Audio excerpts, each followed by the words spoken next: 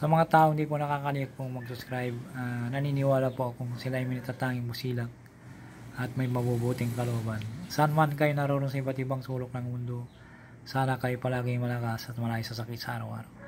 Palang umaga, tanghali, gabi sa inyong lahat. Ang ibabagi ko po ngayon sa inyo ay yung upang magkaroon ka ng karagdagang talino po.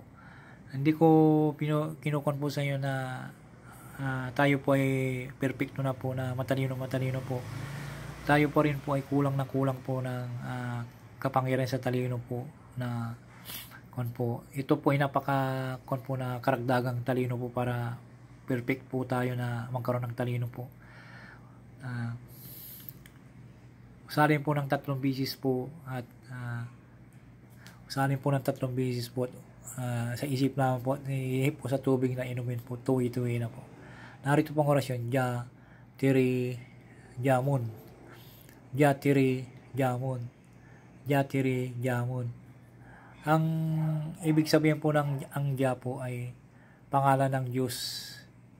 At ang Tiri ay tira ay lupa. Ito pa ay lupa. At ang Mun ay bundok po. Yan po. Napakakon po yan. Babagi ko po sa inyo. Ilihim na karunungan po ito na ipapakul po para malaman po ninyo. Kaya ang ibig sabihin po ng Ja ay pangalan ng Diyos.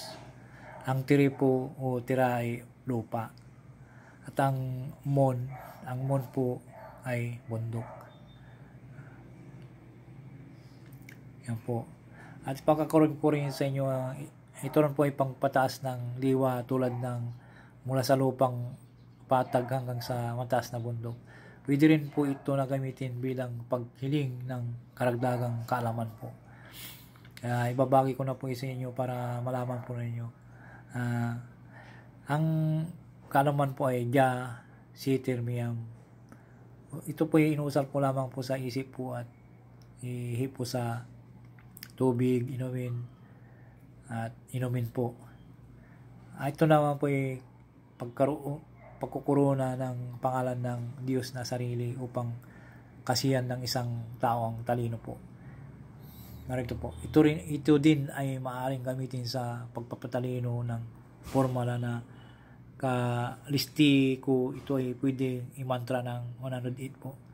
Ito po ay magandang imantra po ng 108. Ang ibig sabihin ng mantra ng 108 po, imantra nyo po ng 108 times po sa bago matulog sa gabi. Napakabisa po ito na imantra po para po. I-share ko na rin po sa inyo para may magamit po kayo.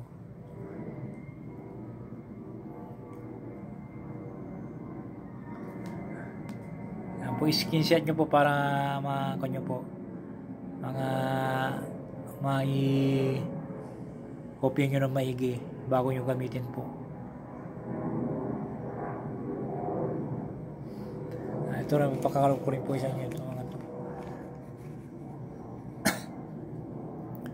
Ang pagkakaroon ng mabilis na pag-iisip po.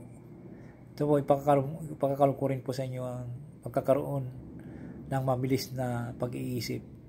Ito ay babanggitin bilang mantra po rin po ito. Imamantra nyo po ito ng 108 po. Ang pag-aaral po ng spiritual po, mga physical na ramdaman po, mga physical na pangailangan po, ay magpursige po kayo. Kaya hindi po basta-basta po gagana mo yung mga orasyon kung hindi nyo makukuhan po. Ang maganda po dito, imantra po ito. Ang ginagawa ng mantrang ito ay nagbubukas ng forehead chakra upang ang isang tao ay mas bumilis ang isip o talino po. Yan po. Imantra nyo po ng 100 po. Jimmy at ni Ur. Jimmy at ni Ur. Ang pagmamantra po ay bilangin nyo po sa kamay nyo po. Maganda po. Halimbawa, ito ang pagmamantra ay kukun ko po sa inyo. Ang isa po, ang una po ay Gini, 10 piraso po ang isang one. Jimmy at ni Ur, Jimmy at ni Ur, Jimmy at ni Ur, Jimmy at ni Ur, Jimmy at ni Ur, Jimmy at ni Ur, Jimmy at ni Ur, Jimmy at ni Ur, Jimmy at ni Ur, Jimmy at ni Ur. Ako isunod niyo po, Jimmy at ni Ur, Jimmy at ni Ur, Jimmy at ni Ur, Jimmy at ni Ur, Jimmy at ni Ur. Gawin niyo po 108 times po. 108 times po. Para hindi po kayo, mas maganda po yung kung i-share ko po sa inyo ang pagmamantra po ay dapat po ay maganda, wag kulang, kundi kahit sobra, okay naman po yun. Mas maganda po kung sobra po na imamantra po.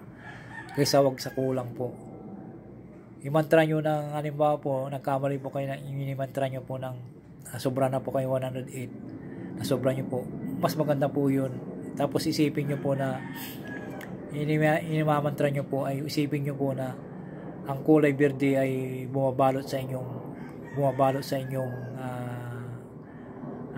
buong katawan, na liwanag pong bumabalot sa inyong katawan po, at gagabay po sa inyo ang pagmamantra po ng ganito pong usapin na pagkaroon ng bilis ng isip po. Ito po hindi po gawa-gawa, kundi ito sa libreta po ito galing po na aking binabagi po sa inyo. Napakabisa po ito.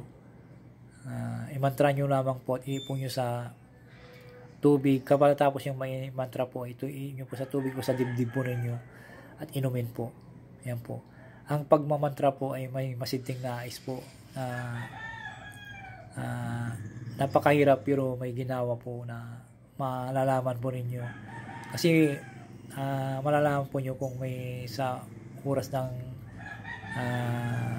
halimbawa po may ginagawa po kayo at malalaman po rin yun na pagkaroon ng bilis ng isip po, o magbabago po ang yung pakiramdam po at bibilis po yung isip po. Doon nyo na po na kukuhan po ang kunang mantra po na kumasi po sa inyo ang pagmamantra po. Sana po maunawaan po nyo aking ibig sabihin po. Sana po gamitin po nyo sa mga pamamaraan po na tama po. Yan po. Sana po maunawaan po ninyo. Screenshot nyo po para ang gawin nyo po ay screenshot nyo po para may magagamit po kayo sa pang araw-araw po. Maraming salamat po sa pag-unawa po ninyo at pagmamahal po ninyo ng Hiwaga ng Pangasinan. At tatanungin ko po napakalaking utang na loob sa inyo lahat. Maraming salamat po sa inyo lahat.